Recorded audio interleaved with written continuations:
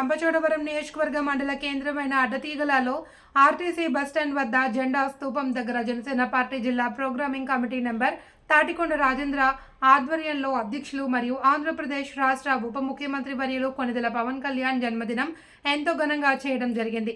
ఈ కార్యక్రమంలో ముఖ్య అతిథులుగా బీజేపీ జిల్లా సెక్రటరీ స్వప్నకుమారి, మండల టీడీపీ అధ్యక్షులు జత్తా వెంకటరమణారెడ్డి పాల్గొన్నారు। కేక్ కట్ చేసి అనంతరం గ్రీన్ ఆంధ్ర క్లీన్ ఆంధ్రగా మొక్కలు నాటి కార్యక్రమం అడ్డతీగల సీతపల్లి సెంటర్ నుండి అడ్డతీగల సెంటర్ వరకు బైక్ ర్యాలీ, సభాస్థలం వద్ద కేక్ కటింగ్ కార్యక్రమం, అడ్డతీగల ప్రభుత్వ హాస్పిటల్ నందు పాలు బ్రెడ్ అందించే కార్యక్రమం చేయడం జరిగింది। ఈ కార్యక్రమంలో జనసేన పార్టీ నాయకులు ఈ యొక్క కార్యక్రమంలో జనసేన పార్టీ జిల్లా programming committee member Tatikonda Rajendra, కూటమి నాయకులు, గ్రామస్తులు పాల్గొన్నారు।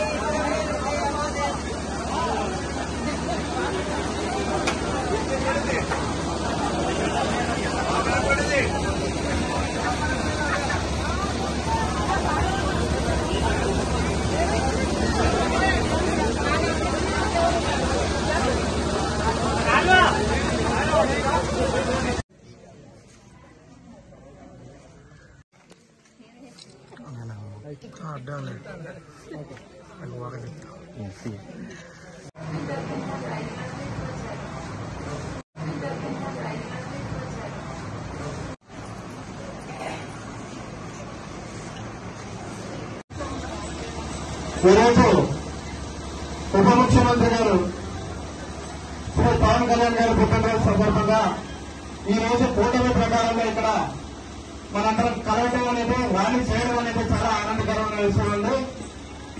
అయితే ఈరోజు మనం మన పవన్ కళ్యాణ్ గారి విషయానికి వస్తే కనుక ఆయన సినిమాలో నటించేటప్పటి నుంచి రాజకీయ నాయకుడిగా కూడా కాకుండా ముందు నుంచే మన పవన్ కళ్యాణ్ గారు ఎన్నో అభివృద్ధి కార్యక్రమాలు చేపట్టడం జరిగిందండి। అయితే ఈరోజు ప్రశ్నే కాదు, బీద ప్రజలే కాదు, అలాగే సినీ నటుల్లో కూడా చిన్న తరగతి హీరోలకు కూడా ఆయన సంయుక్తనిచ్చి వాళ్ళని ఆదుకున్న తరగతి కూడా మనం చెప్పుకోవచ్చండి। ఈరోజు మన పవన్ కళ్యాణ్ గారి పుట్టినరోజు 56వ సందర్భం కూడా మనం చెప్పుకోవచ్చు।